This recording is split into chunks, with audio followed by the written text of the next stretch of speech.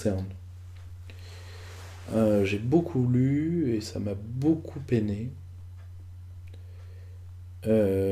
sur les considérations que j'avais sur la Russie.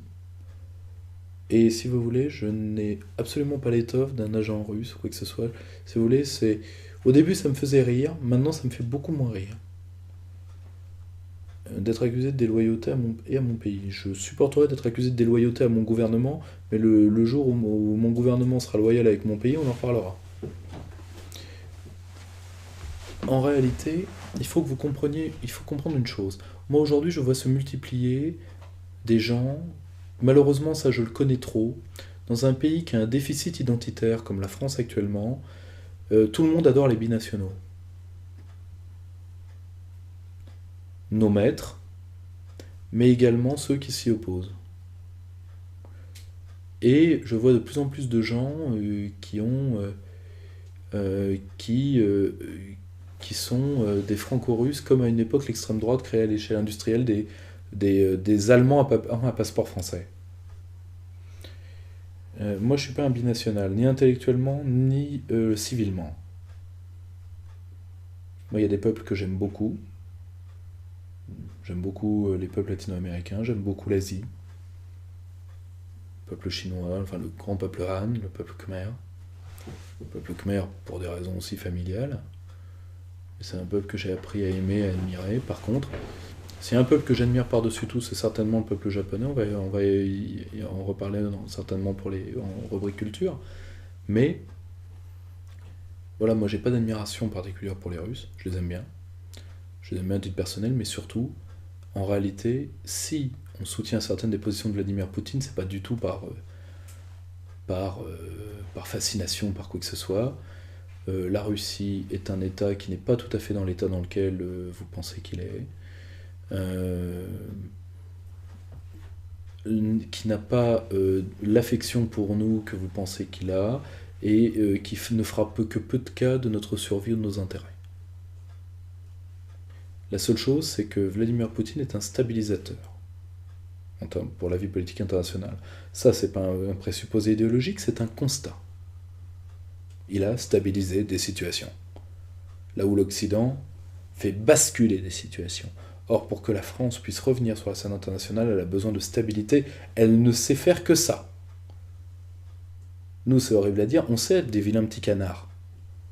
Le général de Gaulle était de l'Occident le vilain petit canard. Moralité, tout le monde le respectait et personne n'aurait craché ou regardé de travers la France à l'époque gaullienne. Personne. La seule chose, c'est que nous sommes des stabilisateurs, nous sommes des Westphaliens. Nous avons besoin d'un ordre international stable, avec des règles. Nous ne sommes pas des Ordo ab Chao. Ce qui, à mon avis, d'ailleurs, en termes internationaux, n'est pas une posture stratégique, est une mesure tactique. Et je pense que l'étude fine de la vie politique américaine, enfin de la diplomatie américaine, tend à accréditer ce que je dis. C'est-à-dire, vous ne pourrez pas faire un programme du bordel. Vous causez le bordel temporairement, parce que généralement, vous ne savez pas quoi faire. C'est un aveu de faiblesse. Or, aujourd'hui, nous sommes face à des puissances occidentales qui aiment créer le merdier. Or, nous avons besoin de gens qui stabilisent pour que la France puisse se réinsérer dans une scène internationale stable. Ça ne veut pas dire ni on ne, ça ne veut pas dire ni lécher les bottes de GI, pas plus que de lécher les chapkas ou de lécher les babouches. Voilà. Moi, je suis vraiment à titre personnel. Moi, je commence à très mal porter cette accusation parce qu'elle est fausse. Je le dis sincèrement, je n'ai pas ni une confiance ni une admiration sans borne pour les Russes. Je dis juste que j'agis par rapport aux intérêts de mon pays. Ensuite, si je devais uniquement parler des nations pour lesquelles j'ai vraiment de l'affection à titre personnel et humain, eh ben, je vous parlerai du Japon et de l'Irlande. Et certainement de plusieurs pays latino-américains. Point. Le... Voilà. Le reste, un État, ça n'a pas d'amis, et une nation, ça n'a pas d'amis. Une nation, c'est comme un individu, c'est ontologiquement seul. Bien le comprendre. Et pour ça, et quand on est seul, eh bien, Ça ne veut pas dire être en guerre perpétuelle avec les autres, ça veut dire jouer au mieux de ses intérêts, dans la collaboration sur certains dossiers, dans l'affrontement sur d'autres, mais mettre chez nous. Cela implique une incidente.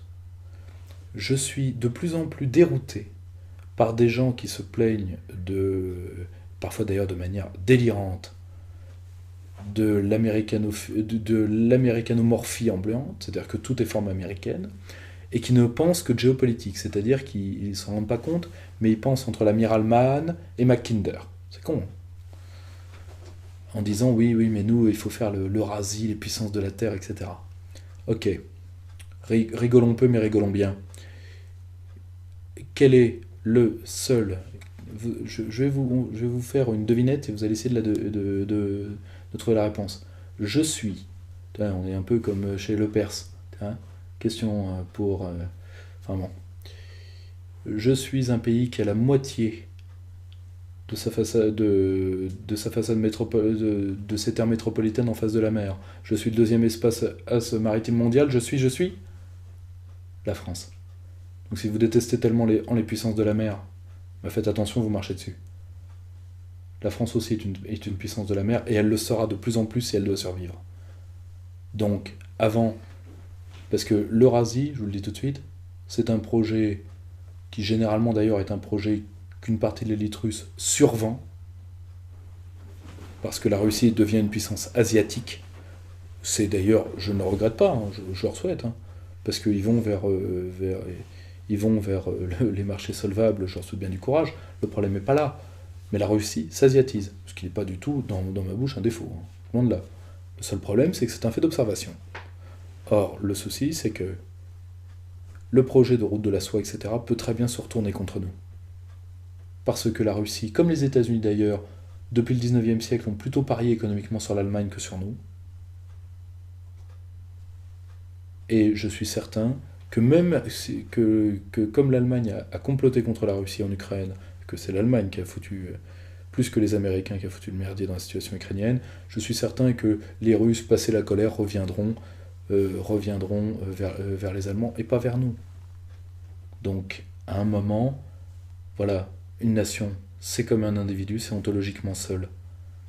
Donc voilà, la France trouvera avec qui voudra faire avec elle, trouvera des alliances au mieux de ses intérêts. Mais d'ici là,